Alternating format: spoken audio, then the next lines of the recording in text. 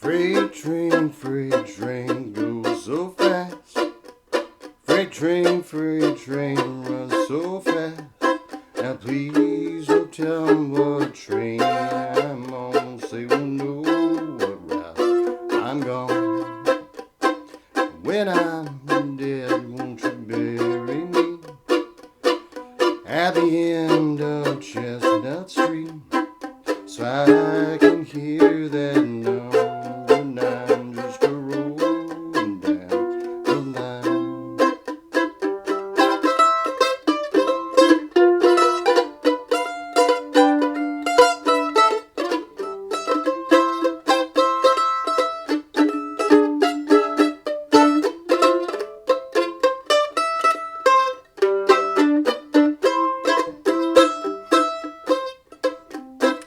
When I'm dead and in my grave, no more good times here I crave. Lay those stones at my head and feet and just tell them all I'm asleep. Freight train runs so fast. Freight train runs so fast. Please don't tell them what train I'm on. They will know where I've gone.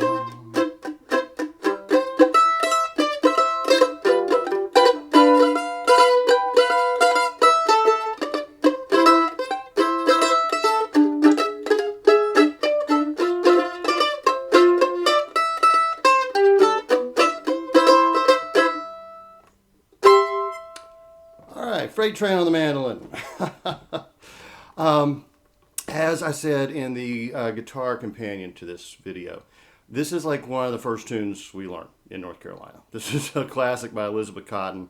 She's, the queen of Piedmont blues, and was discovered by the Seegers. Yeah, Pete and Mike Seeger and all those guys. She was a maid in their house up in the D.C. area. She came from Chapel Hill, Durham area here in North Carolina, and classic style, influenced everybody. I mean, if you play any kind of blues or folk music, anything, really, except for just straight rock and roll, I guess, or beach music in North Carolina, there's always a ton of that. You learn her tune. So, fairly easy tune. Throws a little extra chord in there, which makes it interesting to the ear. My solo is, or break, I guess, I'm kind of trying to make it a little syncopated. First time through was a little sloppy. Second time I pretty much nailed it. I just do these things live, okay? So I'm going to drop a note every now and then. But we'll go through and look at the song now. It's a great one to learn. And it's a great tune that has a great history. And she was a really a great lady as well. So we're going to start with the old 3-note C chord.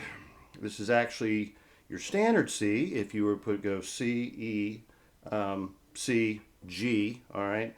Normally, we leave the G off, and we just go C, E, C.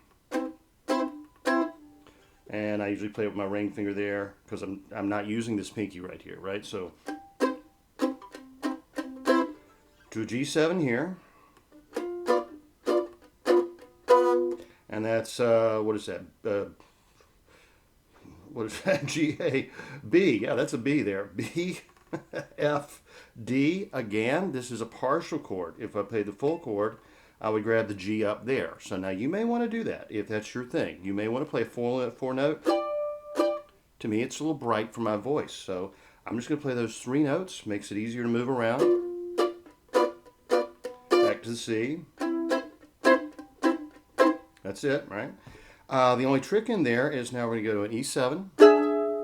Now, of course, we can play the E7 down here. Doesn't sound good, does it? No, it really doesn't. Especially since I had my finger on the wrong string. It was better if I had my finger on the right string. But no, I'm going to play the old E7 here. That's that 3-note triangular-shaped 7 chord where you've got your root as the top note. Totally movable all around the neck, as all these chords are. To F. And that's your standard major chord with the root note on the top, so that's going to be, let's see, I put my pinky down here on the F note, and then my ring finger's going here, 4th string on, what is that, 7th fret? Yes, 7th fret, and then 1st finger's going here, 4th string on the 5th fret. 1, 2, 3, 4, 5. Yeah, I just had to double check. Back to C, G7, C. So let's play that through one time and strum along with me, and let's see if you can get this. Freight train, runs so fast. Freight train, it goes so fast. Please don't tell them the train I'm on. They won't know the route I'm gone. Now, for the break, as I said, I throw a little syncopation here because it is a finger style tune on the guitar, and that's where she recorded it, was the guitar. And but you could certainly play single notes. So let's look at, first of all, the single note.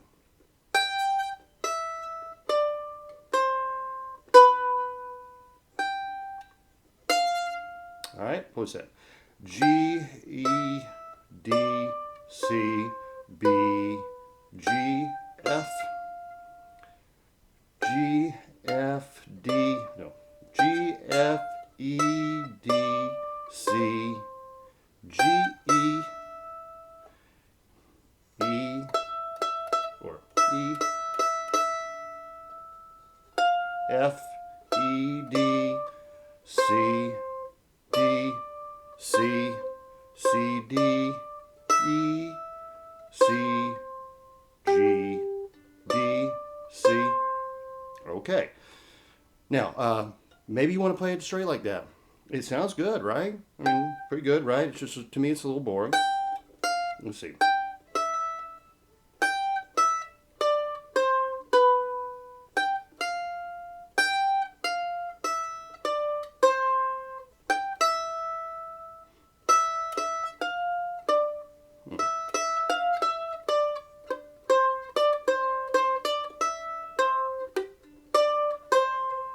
All right, those are all chord notes though, so I play it chordally, but maybe if you want to stick with that, maybe you want to go do a little tremolo. You know, if that's your thing.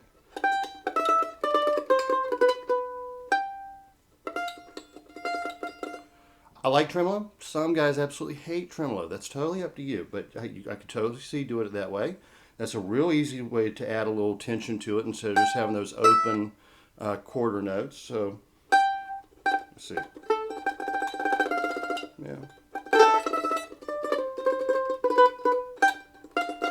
I'm a little sloppy on I'm a little out of practice on tremolo, actually. I used to be pretty good at it. I have to get back on that. I haven't used it in a while. But anyway, remember, don't get too tight in your wrist when you're doing tremolo.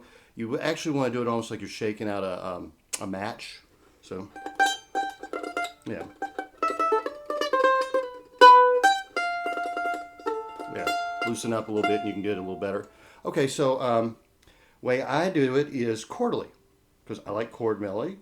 So remember this C chord we're playing here, how I said you could also play it with the G on top. Well, we're just going to go that. So play the E string open, D. So just holding down that same chord.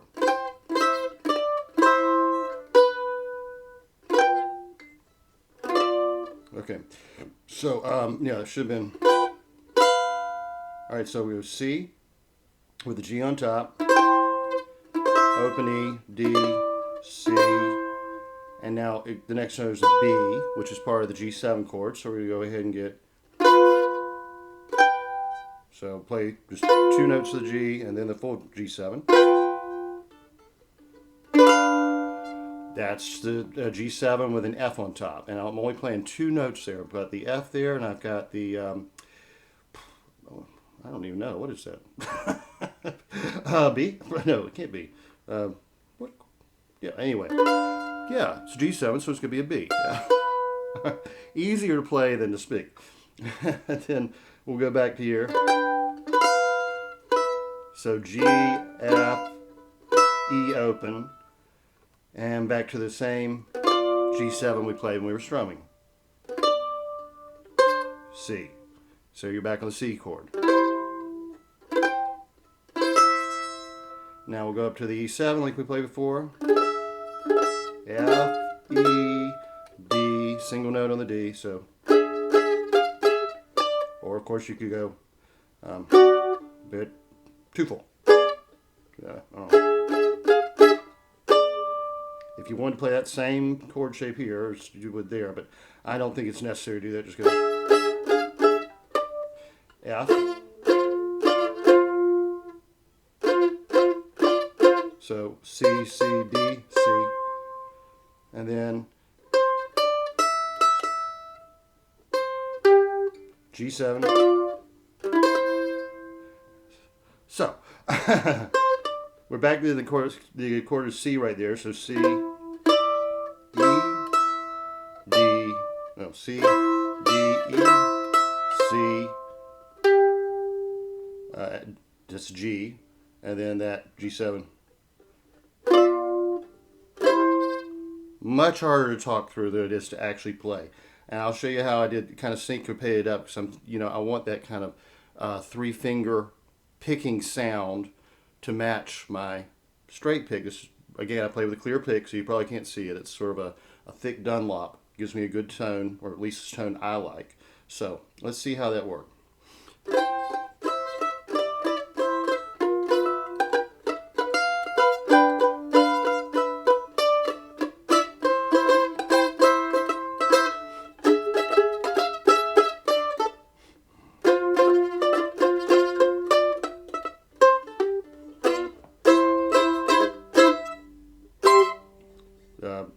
C with the C on top. That's just your standard C, E, G.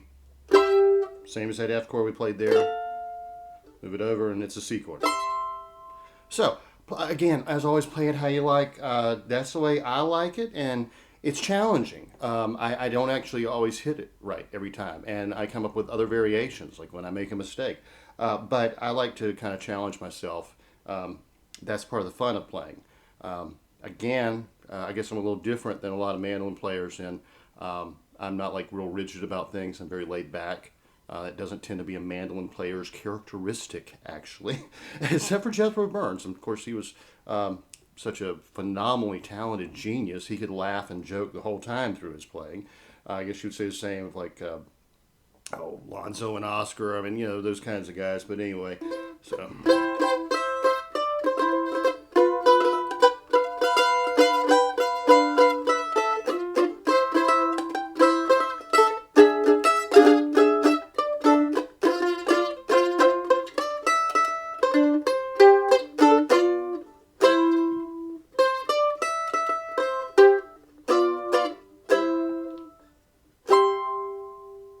I like it.